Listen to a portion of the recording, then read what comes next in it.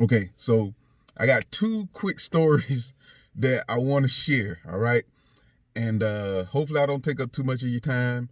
And if you get a good laugh out of it, it's cool. But I basically want to share two stories of my mother and how her discipline kind of, I want to say, kind of changed the course of my life or something like that. I don't know. Just roll with me. Just roll with me. Okay. First story. Okay.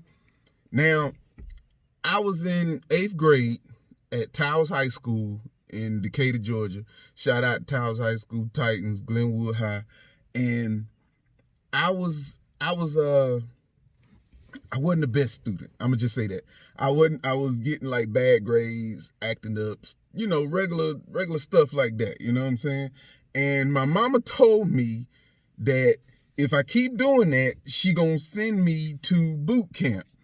And you know how when you a kid, you get by yourself, you get to cuss and all. She ain't gonna send me to no daggone boot camp. I'ma show her. Boom, light bulb. I'ma run away.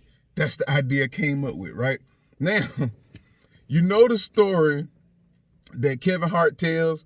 I forget which stand-up he was doing, but you know the story where he tells he's like, you always pack a toy and say you're gonna run away when you was a kid. Well, that was me, but I packed all my toys. Okay, follow me. This was my bright idea. Okay, I was like, okay, I'm gonna run away. I'm gonna need to have money. I'm gonna need to have somewhere to stay. I just know I'm not gonna be here no more, right? So I packed up all my toys, calculating it in my mind. Ain't no way you couldn't have told me I had $500 worth of toys.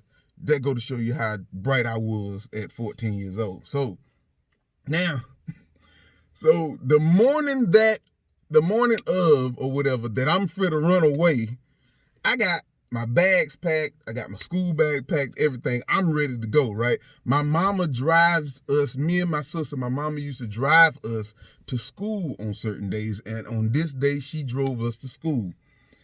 I had 4 bags with me.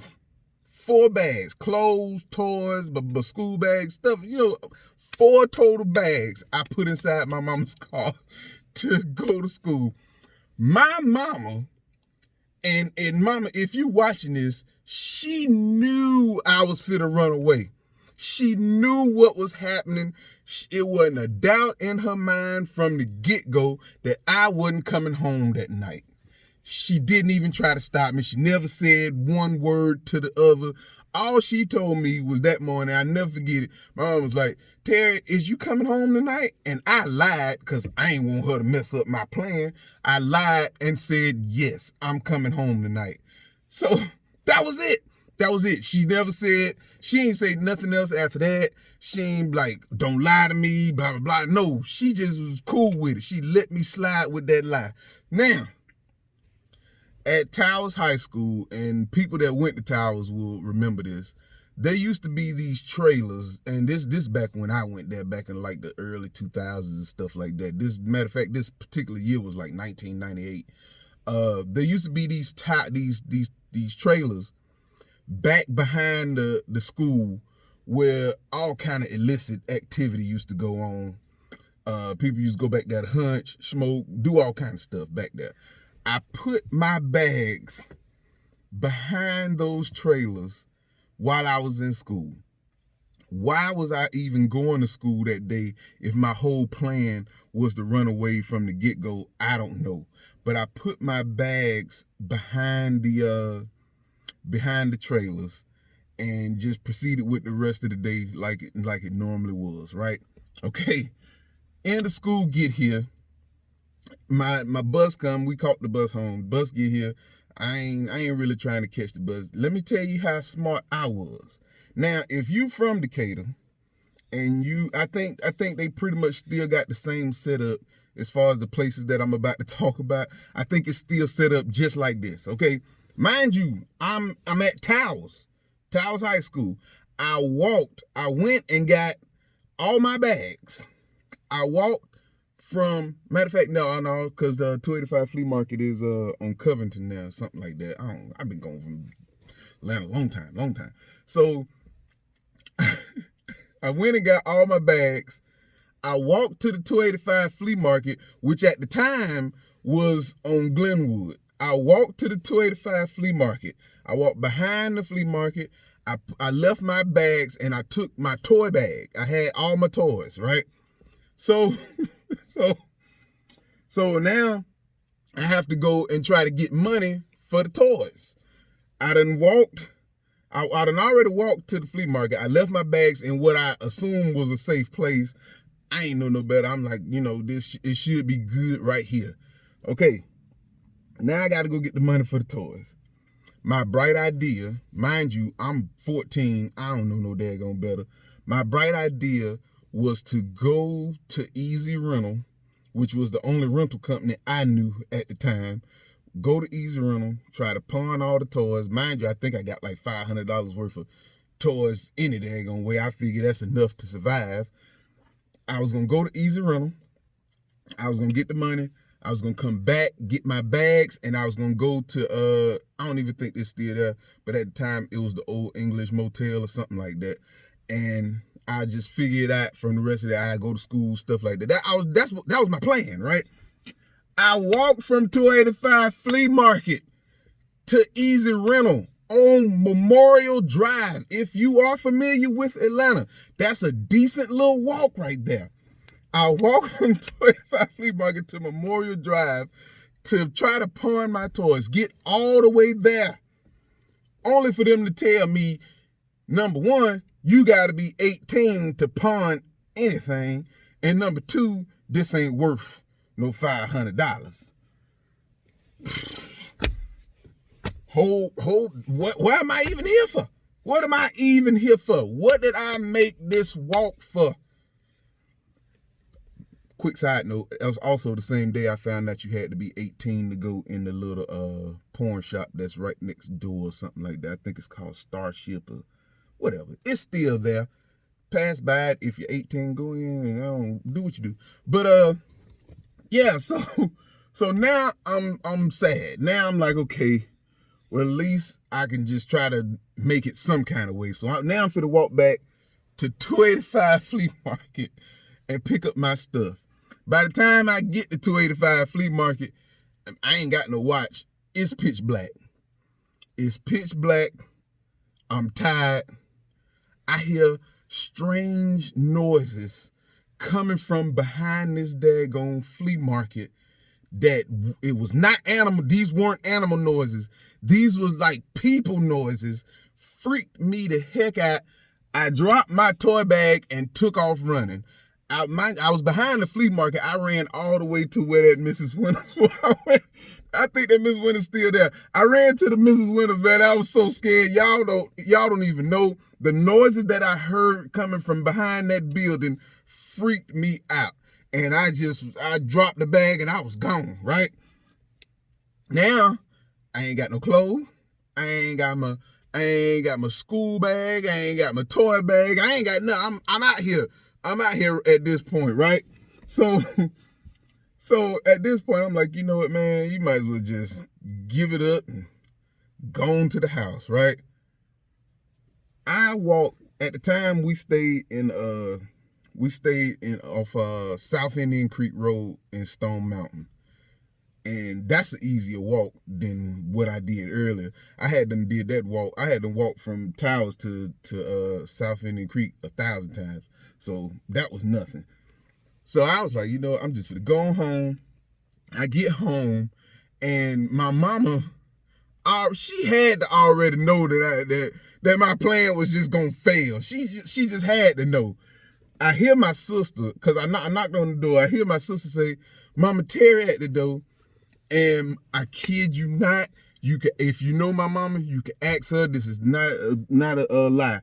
My mama came to the door with a knife in her hand, like she was fit to stab me, but she don't even know that my little journey that I had done took in them few hours since I had been gone had done already kicked my ass.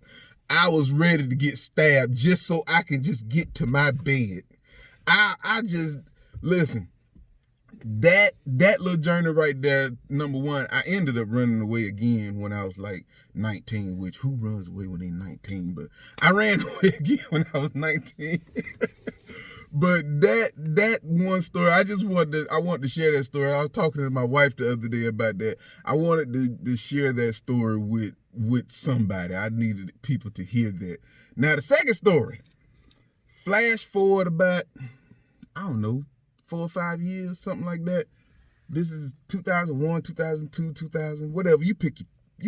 Whenever the Big Timers Hood Rich album came out was when this particular story happened, because I went to the Big Timers Hood Rich tour concert in Atlanta. It was at the Atrium.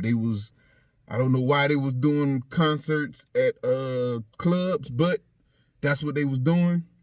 I wanted to go. Me and my homeboy Jimmy, shout out to Jimmy. Me and my homeboy was like, we gonna go. The Atrium at the time, we still stayed in Snow Mountain. We both lived right down the street from the Atrium, so it wasn't nothing to get there. Now, we had a ride there. I forget whether it was his daddy or his mama that dropped us off. And what was understood but was not explained to me was that I needed to have a ride home. Okay? Now, and Jimmy, if you're watching this, man, I don't hold no grudges against you for this, because I know this was my flub up. At the time, Jimmy's mama had a two-door Porsche, I want to say, and his daddy had a two-door BMW, some other of that nature, okay? And his mama came to pick him up. There was no place for me to sit. And I was like, it's cool, whatever. I think I lied to her too, said somebody was coming to get me. Nobody was coming to get me. I ain't had no ride home. But I was like, yeah, I stay right down the street. I'ma walk it, no problem, right? So I started walking. I stop at the little convenience store, get me a little drink, little Debbie cake or something, fuel to keep me walking or whatever.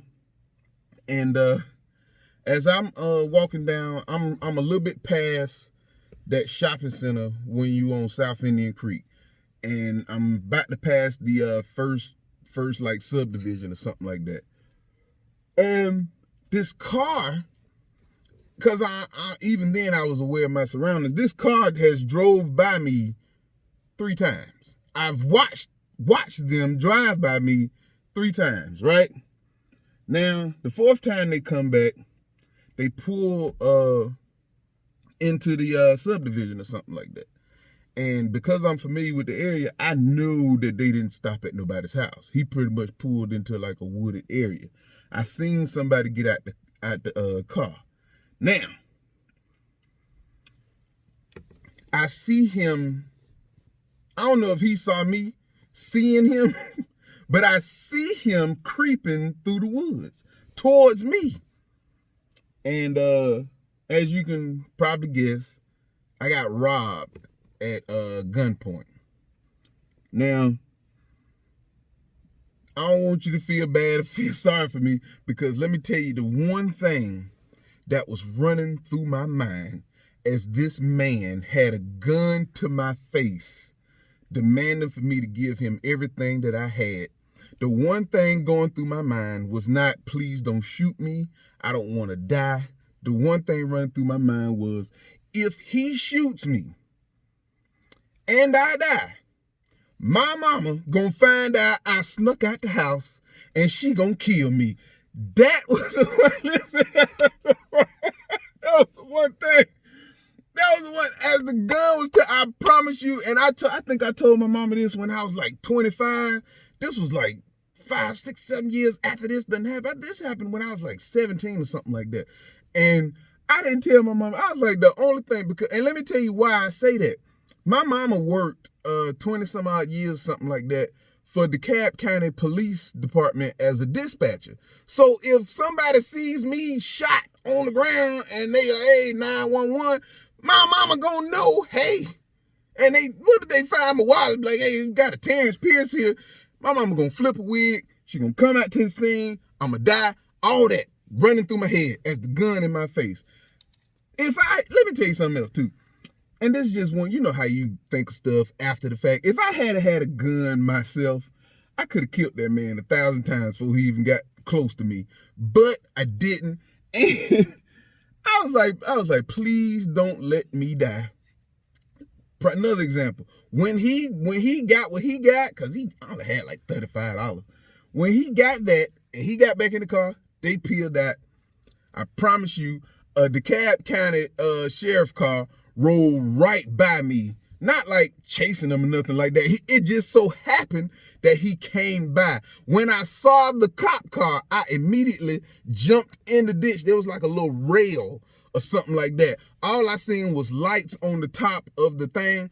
I jumped the rail, was on the side of the like a little hill embankment type thing.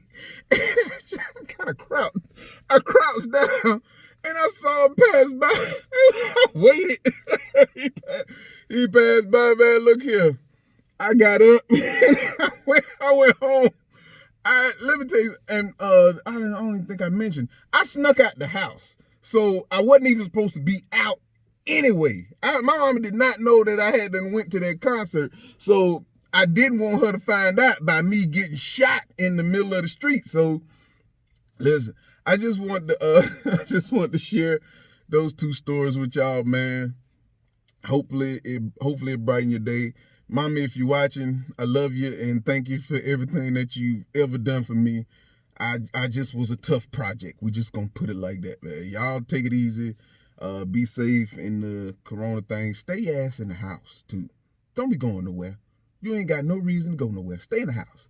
All right, I'm out.